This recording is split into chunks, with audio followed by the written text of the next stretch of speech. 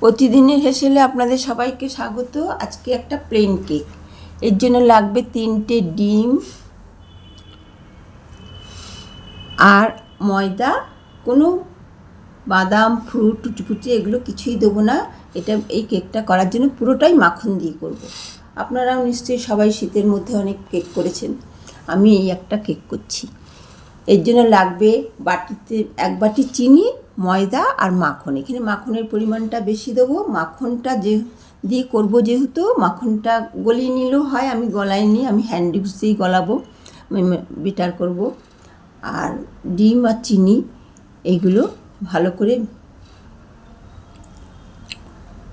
Hand weeks দিয়ে ভালো করে বিট করতে হবে। এইভাবে মাখনটা কিন্তু গলিয়ে নিলেও হতো, কিন্তু আমি মাখনটা গলাইনি, আমি এর মধ্যে দিয়ে বিট করব। আর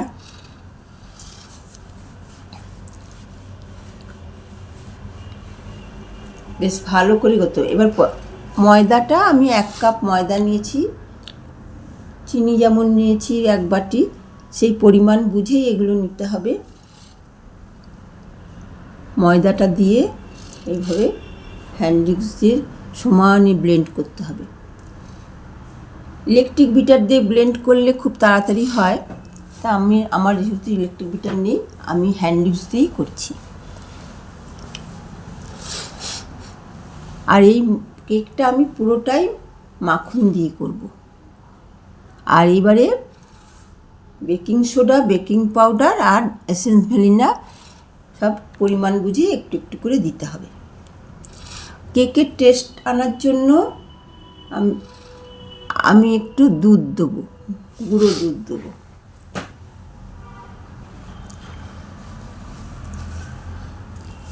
ভালো করে স্ট্রাকচারটাকে ব্লেন্ড করতে হবে।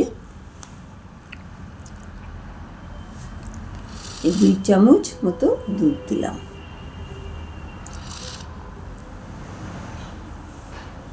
বেটারটা যদি খুব ঘন লাগে তখন এটায় দুধ দিতে হবে, পরিমাণ বুঝে দুধ দিয়ে স্ট্রাকচারটাকে ব্যালেন্সে আনতে হবে।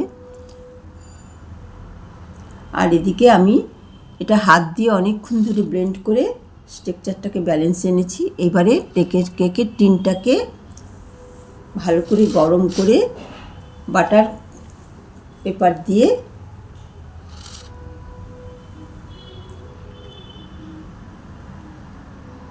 রেখে দিলাম। এইবারে কেকের স্ট্রাকচারটা এর মধ্যে ঢালবো। স্ট্রাকচারটা এই টাইপেরই হবে।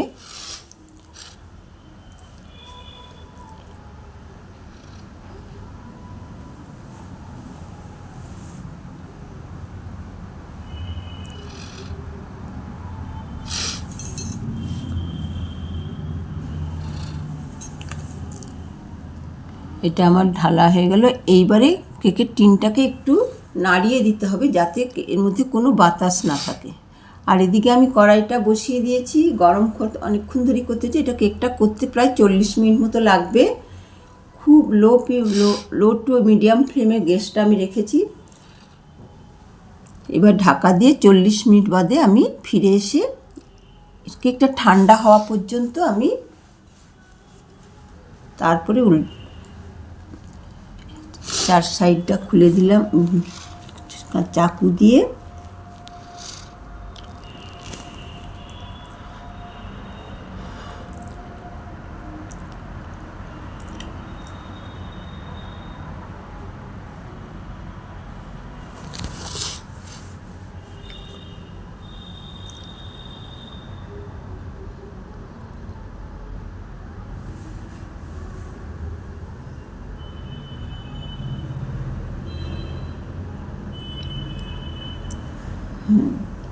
আমার হয়ে গেল স্পঞ্জ কেক বা প্লেন কেক। খেতে খুবই সুন্দর।